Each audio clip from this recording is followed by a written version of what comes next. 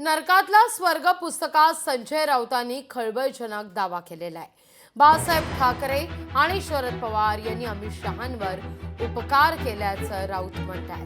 गुजरात दंगल प्रकरणामध्ये शहा संकटात होते तेव्हा बाळासाहेबांनी कसं वाचवलं याविषयी या पुस्तकात लिहिलं असल्याचं देखील राऊतांचा दावा आहे। तर अमित शहांना वाचवण्याकरता बाळासाहेबांनी कुणाकुणाला फोन केला याचा देखील उल्लेख या पुस्तकात केल्याचं राऊत म्हणतात। बाळासाहेब ठाकरेंच्या उपकारांची किती जाण ठेवली हा सवालही राऊतांनी उपस्थित केलाय। पाहूया आपण।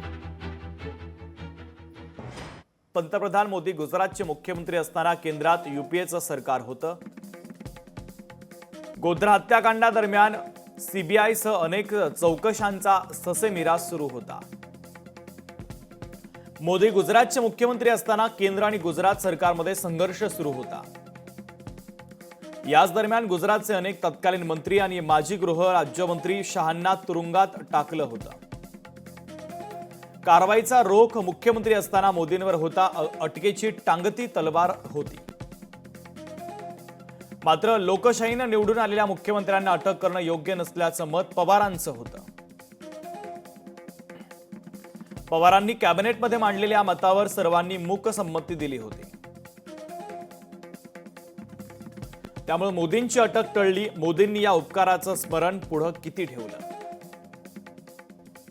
अमित शहा एका हत्या प्रकरणात आरोपी होते, त्यांना तडीपार देखील केलं होतं।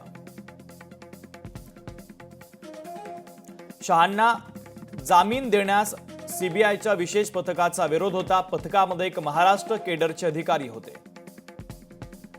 पवारांनी त्यांच्या स्वभावानुसार मदत केली। शहांना एका प्रकरणात जामीन मिळाला।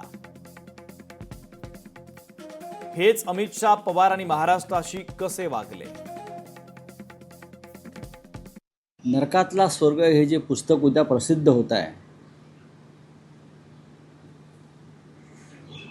ते पुस्तक हे ज्या पद्धतीने मला तुरुंगात पाठवलं, 100 दिवसापेक्षा जास्त काळ मी तुरुंगात राहिले।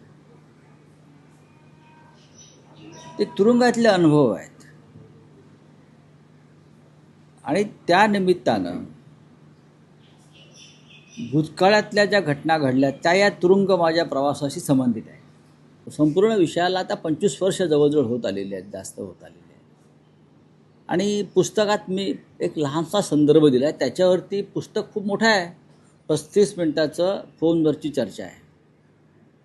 ती जर मी टाकली चर्चा, पण मी मर्यादा पुरुषोत्तम रामाचा भक्त असल्यामुळे मी मर्यादा पाळल्या आणि संयम पाळला।